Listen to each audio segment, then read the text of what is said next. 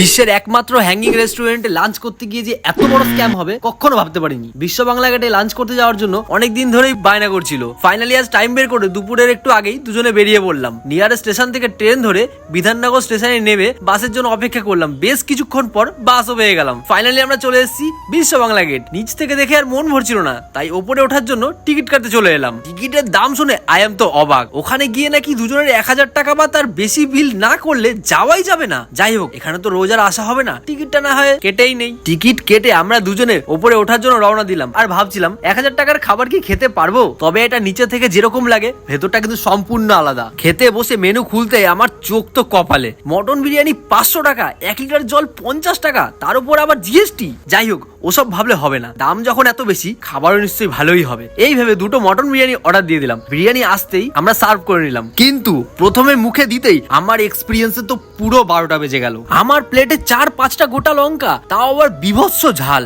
এইরকম লঙ্কার বিরিয়ানি আমি প্রথমবার খেলাম, আর এটাই শেষবার। যাই হোক, খাওয়া হলে পেমেন্ট করে আমরা নিচে এসে ম্যাডামকে একটু ফটো তুলে দিচ্ছিলাম। এদিকে সন্ধ্যাও হয়ে যাচ্ছিল, তাই তাড়াতাড়ি করে ফটো তুললে আমরা বাসের উদ্দেশ্যে রওনা দিলাম। বাই বাই বিশ্ব বাংলা। আর বাসটাও তাড়াতাড়ি পেয়ে গেছিলাম, তাই তাড়াতাড়ি বাসে উঠে বাড়ি চলে এলাম।